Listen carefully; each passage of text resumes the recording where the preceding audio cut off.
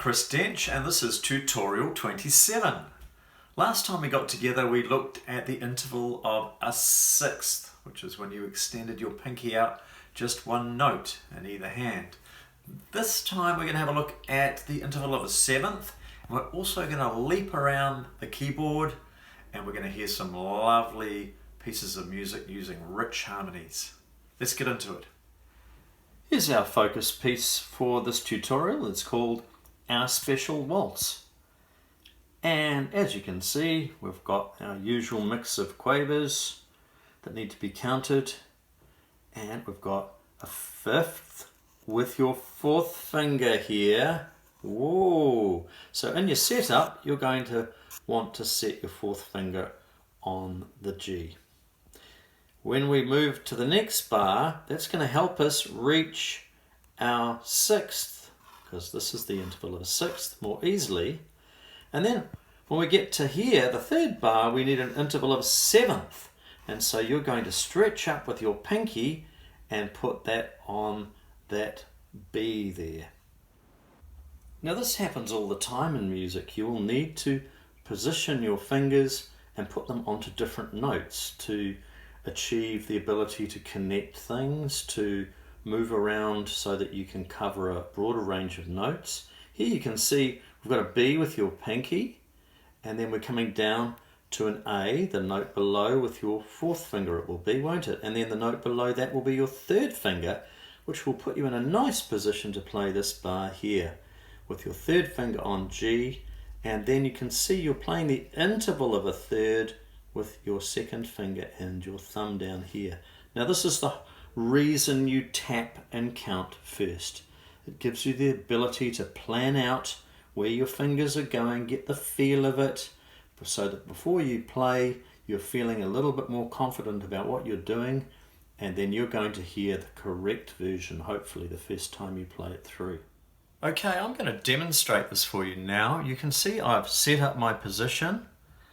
2, a 1 is on the C, so I've already got a gap there, and that's made it really easy for me to put my fourth finger on the G.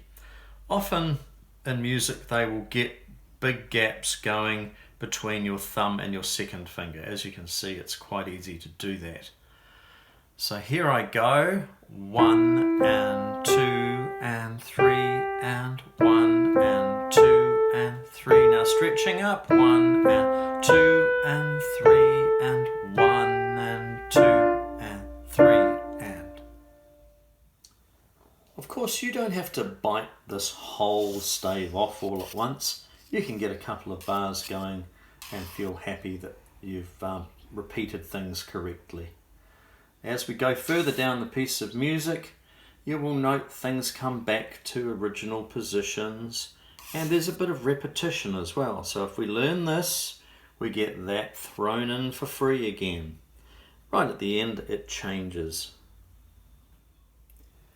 With the left hand here, if you set yourself up, you'll see you're in a C position.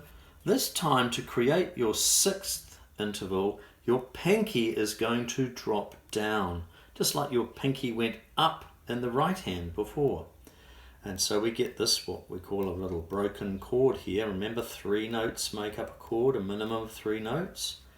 And then we've got the outside of that chord there, the lowest note and the highest note in your left hand. So go through and learn your left hand separately. Remember, we're tapping and counting, we're playing and counting. Okay, now we've got our introductory piece called Malagueña. A Malagueña is a Spanish dance, and there's a lot of information about it here that's interesting to read through. Here we're introducing some new dynamic signs. We've got double F standing for fortissimo, very loud. Sounds like an Italian pizza, doesn't it?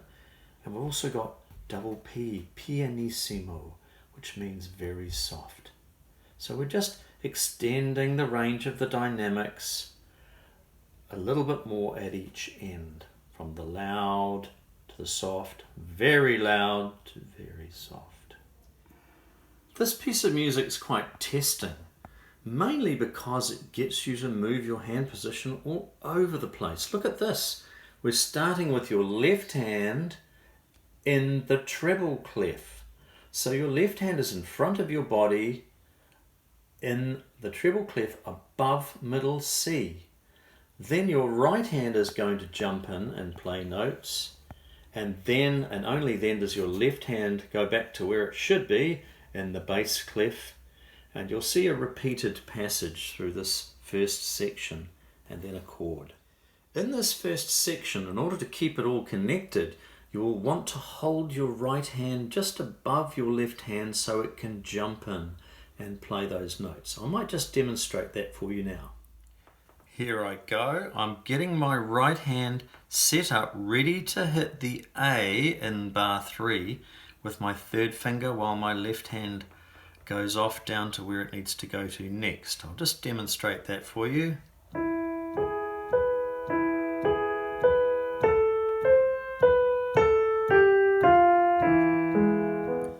So you could see there how my right hand was prepared beforehand to jump in. You can tap and count this, and remember the left hand has to be moving as the right hand is playing in order to set up for the next little section. We have a beautiful passage in the middle of this piece which just sounds so lovely. I'm going to use a little bit of pedal to enhance the sound of that, and when it gets down to halfway through the second page of this piece, we're back into the original theme, played an octave lower, and then we've got a chord here and an ending. As we've mentioned, if we've got an 8VA sign, it means an octave higher above the right hand here. Well, the same thing conversely down here means an octave lower. If it's underneath and it's written down here, it would mean an octave lower. If we wanted to play this an octave higher, we would have it above there in the music, or it would say both hands, 8VA. Well, here's our development piece. You should have already had a go at Malagueña and our special waltz, or my special waltz. And now you're going to have a go at Prelude. This is going to give you some practice at playing your C scale. And once again, you are going to have a go at learning hands separately if you want. However, as you can see, there's not a lot going on hands together here. You might be able to tap and count hands together. Right. Often a piece of music that seems relatively simple compared with the ones before, it might be teaching you something a little bit different. Here we've got a lot of dynamic range. Forte, mezzo forte, mezzo piano, piano. And remember, we've got changing hand positions up an octave, stay up an octave, return to your original position, and back to the beginning. Of course, we end up at the fine. The second time we are slowing it down. Retard, short for ritardando. So hopefully you've had a try at all these pieces, and now we're ready for the demonstration, starting with Malagueña.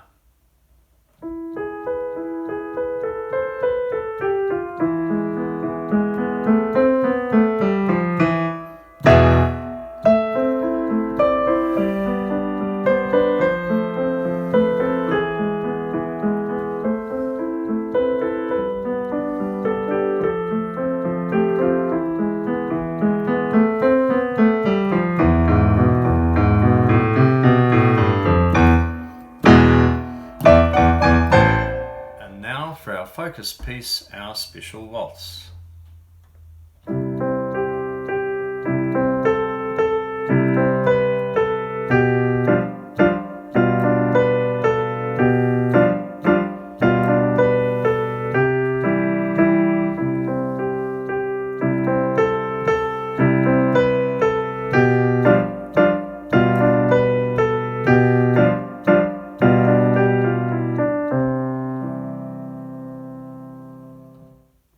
And lastly, Prelude.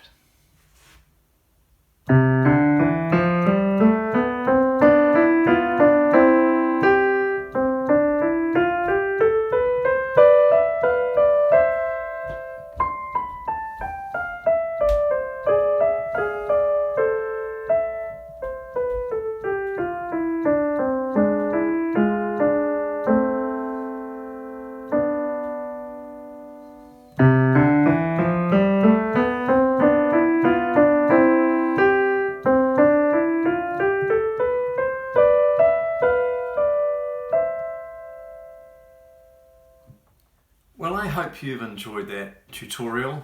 Some really good pieces there, a real variety of sounds. And next time we get together, we are going to be looking at triads. These are those chords being played in one hand. So we'll see you then.